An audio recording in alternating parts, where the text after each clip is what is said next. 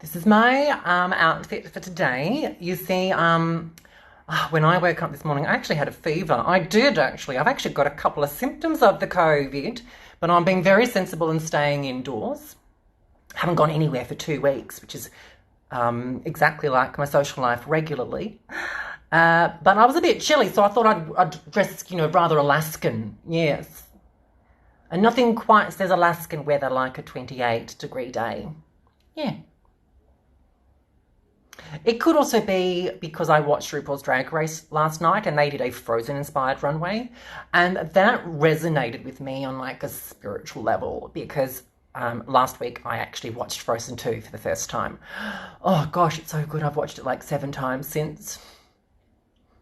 And this is what I would feel, Elsa would look like in real life if she came from Midland. Let it go, let it go. Should sing something like that, I'm sure. Yeah. Much more realistic, isn't it? Yes. I hope you've all got your snacks ready and making yourselves comfy in your isolation. I have a lovely cup of tea. Yes, it looks a lot darker red than it is, but it is this, yes.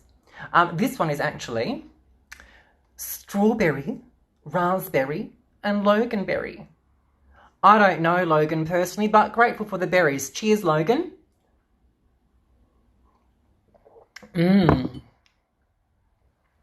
Tastes like sadness. What is the time? It's 4:01.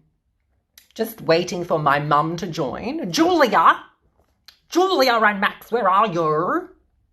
Oh, I'd love to sing Frozen right now, but I'm very aware of Instagram. Instagram's very smart. As soon as they sense a song, they'll be like, oh, you are not allowed to say that song. That's exactly the move they do, don't they? Oh, Instagram. Work on your choreography for next year. Yeah, that'd be nice. Okie dokie. It is officially 4:02. So should we start? Yes? Now you do have your snacks ready, right? I've got some drinks, some nibbles. I've got my cup of tea and I've got a bowl of olives. I love olives. Oh my goodness. But I am Italian, so you know what? It was you like olives or you go hungry. So I like olives. Yes. Thank you so much for tuning in to the second edition of Dragqueen Storytime live stream with me, Cougar Morrison. Hi. Thanks so much for joining, everyone. If it's your first time tuning in, welcome. I do these every Sunday at 4 p.m. So wherever you are in the world, as long as you're watching at 4 p.m. Perth time, tune in and let's have a great big laugh together. What fun. And if you also watched last week, thanks so much, mates. Welcome back again. I was delighted that so many of you actually did tune in.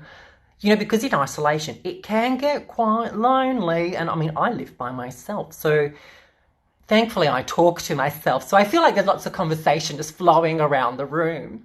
But this, with the wonderful help of technology, we all get to pretend we can see each other and catch up on things and have a conversation. It's great. So if you are enjoying these videos that I'm making, that's lovely. I know you're all thinking. I know what you're all thinking. I do. Because I'm not only glamorous, but I'm very smart too. You're all thinking, gosh, Cougar looks lovely today. Oh, thank you. Thanks so much. Just natural. I just had nothing else clean to wear. It's very sweet of you, but I am in fact wearing 325 million kilograms of makeup. And let me tell you, that's expensive. So if you are enjoying these videos and you would like me to make more of them, I would love nothing more because I really do have the best time doing these, but I need your support. So please make sure you go to patreon.com and there you can subscribe to support Cougar Morrison, that's me, by sending me a couple of dollars every month so I can afford to make them. It starts at $3 a month, which is less than $1 a week. We've all got that, myself included. So patreon.com, or the direct link is in my Instagram biography. So check that out. Okay. Great. Now, before I kick into reading a book, I would just like to acknowledge that I, from my home, am reading to your homes, but I am reading on Whadjuk people's land. You see, even though I rent here, this land doesn't belong to me. It doesn't belong to the landlord. It doesn't belong to the Shire. It does belong to the Aboriginal people. It always was and always will be Aboriginal land. Cool. So, the first book I am going to be reading an excerpt from is the same book I read from last week. Not exactly the same story, don't worry. We're not reading Cinderella and Daisy the Cow again. No, forget them. They're last week. They're old news. We are going to be reading, also from Revolting Rhymes, from the Roald Dahl Treasury. And this is from one of my favourites. It is Little Red Riding Hood and the Wolf. Disclaimer, parentals and guardians. Like what I said last week, if your kiddlywinks are familiar with Roald Dahl's books, things like George's Marvellous Medicine, Fantastic Mr. Fox, can't talk at the moment, they should be fine with these as well, okay? Beautiful. Here we go. Little Red Riding Hood and the Wolf. As soon as Wolf began to feel that he would like a decent meal, he went and knocked on Grandma's door. When Grandma opened it, she saw the sharp white teeth, the horrid grin, and Wolfie said, "May I come in?" Poor Grandmama was terrified. "He's going to eat me up," she cried. And she was absolutely right. He gobbled her up in one big bite. The end. You see, everybody, the wolf was actually a metaphor for coronavirus. So if you are a silly Billy nincompoop, just like Grandmama, and you go opening doors and talking to strangers, well, the virus could catch you too. So don't be a silly Billy nincompoop. It's actually not the end of the story. I did lie. I know, I'm so tricky. Shall I read on? Yes, okay. So Grandma is currently sitting in Wolfie's tummy. And Grandmama was small and tough. And Wolfie wailed, "It's not enough. I haven't yet begun to feel like I have had a decent meal." He ran around the kitchen yelping, "I've got to have a second helping." Then added with a frightful leer, "I'm going to wait along right here till little Miss Red Riding Hood comes home from walking in the woods." He quickly put on Grandma's clothes. Of course, he hadn't eaten those. He dressed himself in a coat and hat. He put on shoes on after that. He even brushed and curled his hair, and then he sat in Grandma's chair.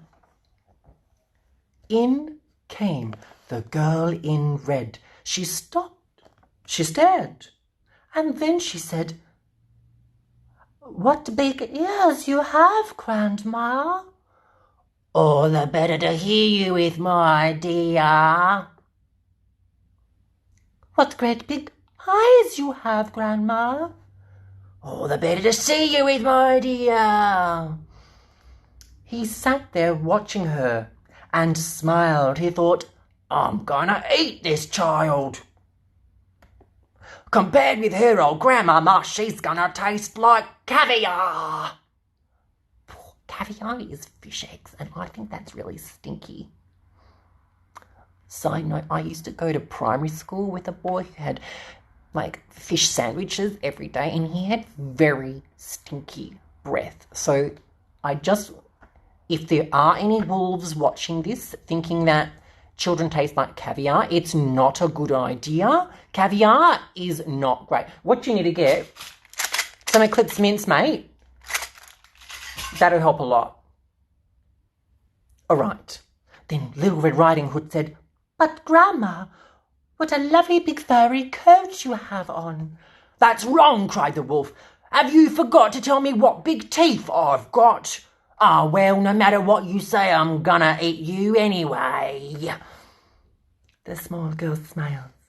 An eyelid flickers. She whips a pistol from her knickers. She aims it at the creature's head and bang, bang, bang, she shoots him dead. A few weeks later in the wood I came across Miss Riding Hood. But what a change! No cloak of red, no silly hood upon her head. She said, "Hello, and please to note my lovely furry wolfskin coat." The end. For real. Moral of the story is, don't open the door to strangers. And be nice to your grandparents. Cheers. Having my cup of tea. It is a funny looking cup of tea, but it is a strawberry, raspberry and loganberry. If anyone knows what a loganberry is, can you let me know? Because I've never heard of them before. I've heard of strawberries. In fact, I had a strawberry sundae last night. Yes.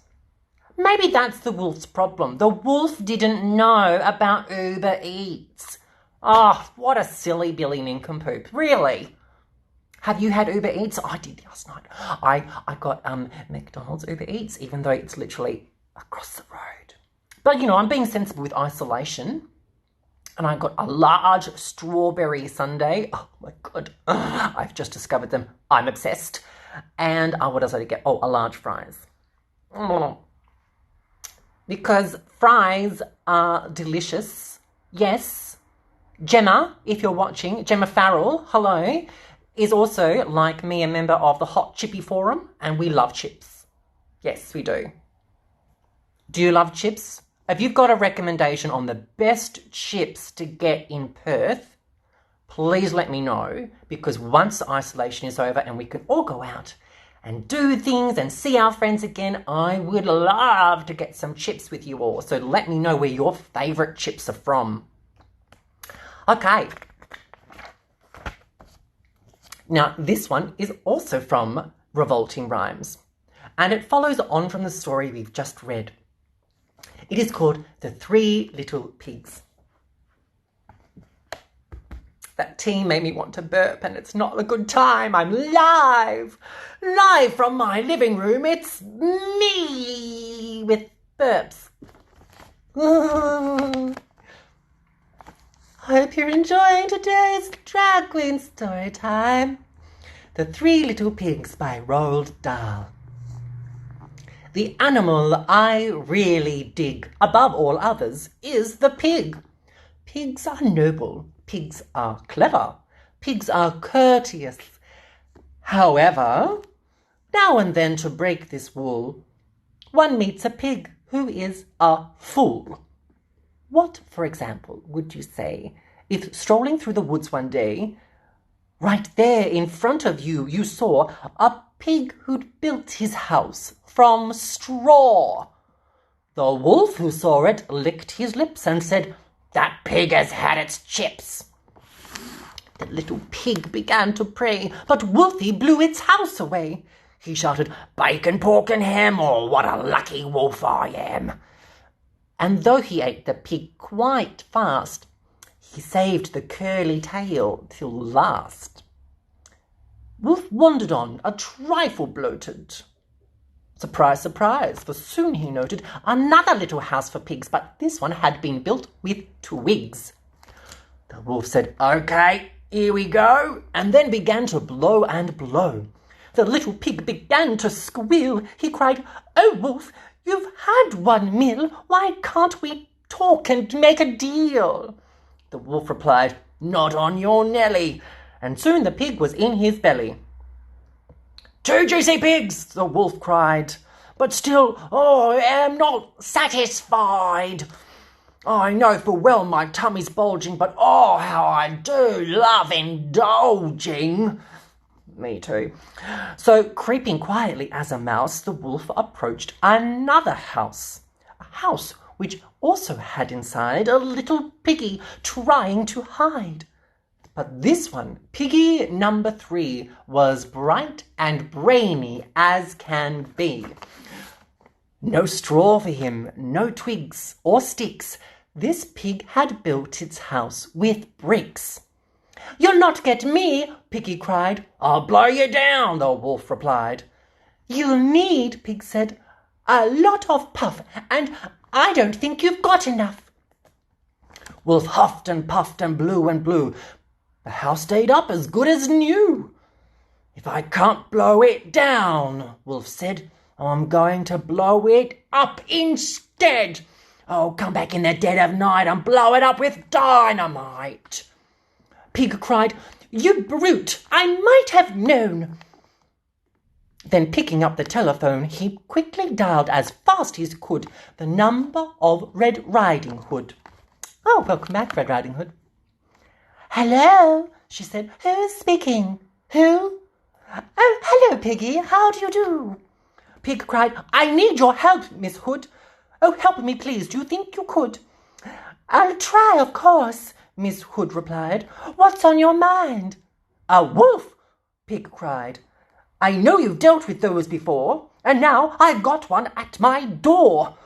"My darling Pig," she said, "my sweet, that's something really up my street. I've just begun to wash my hair, but once it's dry, I'll be right there." Is she serious? There's a wolf outside Piggy's door, and she's like, "Once my hair's dry, then I'll be there." For Piggy's sake, I hope Little Red Riding Hood has very short hair, and it's a very warm day, or she has a very large hairdryer. Doesn't sound like a very good friend to me, I'm just saying. A short while later, through the wood came striding late Miss Riding Hood. The wolf stood there, his eyes ablaze, and glowing yellow like mayonnaise. His teeth were sharp, his gums were raw, and spit was dripping from his jaw. Once more the maiden's eyelids flicker. She pulled the pistol from her knicker. Once more she hits a vital spot and kills him with a single shot. Pig, peering through the window, stood and yelled, "Well done, Miss Hood, well done." Ah, Piglet, you must never trust young ladies from the upper crust. For now, Miss Riding Hood, one notes, not only has 2 wolfskin coats, but when she goes from place to place, she has a pigskin travelling case. Well, I never. The end of that one. Miss Riding Hood. What's the moral from that story? Well, isn't it obvious? Don't trust friends who put drying their hair above you. No. If I said to my friend, "Hi, do you want to go shopping?" And they're like, "I just want to dry my hair first," I'd be like, "No, I'll ask somebody else." I think so. Yeah. If I asked you, "Do you want to go out for hot chips and a Diet Coke?" Because I love both of those things. If you said, "Oh, can I wash my hair first?" I'd say, "Just go wash your hair. I'll go get them by myself, because that way I don't have to share my chips." Perfect. No one wants to share their chips. That's true. Very true. Well, I hope you enjoyed them. There are so many more stories inside this treasury. So I will be reading some more from them in future weeks. Yay. Goodness gracious. Oh, I did forget to say as well, not only do I love these stories, but these are actually my own books. I own them. And many of these I've grown up reading for years and years. It's true. How many years, you ask? Well, that's a tricky question. You see, just trying to move my knee because I've been sitting down a while. It hurts when I sit down a while because I am a dinosaur. No, I really am. I might look beautiful and youthful and exuberant, but I'm ancient. I'm about 20 million years old. Yes. Yeah. When I first got my book, it was actually a piece of stone which they chiselled things onto. Yes. It does sound like a very difficult way to read books, but the great thing about reading off stone tablets is that you can leave them in the rain and they don't break. So, there's a lot of merit to it. Speaking of dinosaurs, I love dinosaurs. They're just the coolest thing ever, aren't they? Gosh, what was I watching the other day? Oh, Ice Age. I love that. Even though they're not exactly dinosaurs, but that's a great film. I love all things dinosaurs. They're just the coolest creatures ever. And I'm not sure if you're like me, but I am dying for the WA Museum to open so I can go and check out some real dinosaur skeletons. And if you're there the same day I am, you can see a dinosaur skeleton and then you can see me, a living dinosaur. Just don't push me over, because if I hit the ground, I will shatter into dust, okay? Although, if I'm in the museum, that's probably a good place for that to happen. Yeah. So, that was a lovely angle. The next one is a book about dinosaurs, and I read one last week, and this is from the same series. It's by Michael Salmon, and they're all about dinosaurs. There's 6 in the series. This is The Dinosaur Who Invented Things. Oh, before I go, does anyone actually know what that dinosaur is? Go on, have a guess, look at its features. Does anyone know what sort of dinosaur that is? Anyone guessing? Now, if you had said, I think that might be a triceratops, you would be absolutely incorrect, I'm afraid. It is not a triceratops. It looks very similar, though. That's a very good question. A very good question? Guess. Very good guess, though. It's not quite right. This dinosaur is related to the triceratops, yes, but you can see it only has one main horn. The rest are actually 6 fabulous spines across its neck, which I think sounds like the most fabulous headdress. Oh, I think maybe if I was, back in the dinosaur range, I might have been this one, because I do like a good headdress. Can you tell? Yeah. It's very comfy. Yeah. And very warm. Actually, I might be too warm.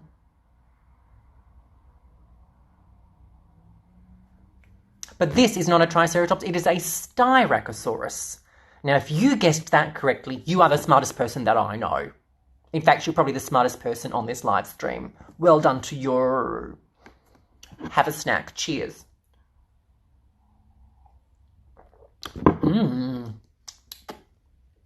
Oh, I inhaled about 1 kilo of glitter when I did that. Yummy. Glitter. Just what the doctor ordered. Okie dokie. Also very helpful inside all of these books. On the front cover, it explains what dinosaur it is, but also how to pronounce all the other dinosaurs. I know the names of most of these, but there is one, and you'll know when I get to it, that terrifies me because it is 6 syllables long. That's really long. It's about 20 letters long and 6 syllables, and I'm like, goodness gracious. Okay, here we go. Now, this is a book about a Styracosaurus called Albert. Oh, what a gorgeous name. Albert was a Styracosaurus. From the minute he was born, his parents knew Albert was going to be very clever. If you look closely, you can see a little hinge on the inside of his egg. What a clever Billy. I don't think Albert is a silly Billy nincompoop at all. Young Albert loved to make things. His first invention was a baby rocker for his 2 little sisters. Oh, look at them, so happy. Whoa, that's the mummy dinosaur, that's the daddy dinosaur. What's the daddy dinosaur doing? He's got his hands on his mouth. Can someone tell the daddy dinosaur, don't touch your face? Daddy dinosaur, don't touch your face. Very bad. Go wash your hands for at least 20 seconds. Goodness gracious. It's a good telling off. He's a silly Billy nincompoop. let's all call him one. You are a silly Billy nincompoop. Oh, goodness gracious. Albert's parents were very proud of him when he graduated from Dinosaur School. He graduated top of his class. The older dinosaurs nodded to themselves and said, yes, that dinosaur will go far. Where though? Like, for me, I think going to Kwinana is far. I don't think they meant it literally though. Okay. Oh, just got to move again. Oh, these old limbs and bones of mine, they don't like to be sitting down a long time. As Albert needed a lot of space for his inventions, he decided to move them into a nearby cave. He worked late into the night. He wanted to make things that the other dinosaurs could use. I wonder what he's going to make. What could a dinosaur use? What invention would you make for a dinosaur? I could only think of making, like, longer arms for a Tyrannosaurus Rex. Because, I mean, like, they've got these tiny little arms. How do they rub their eyes at night?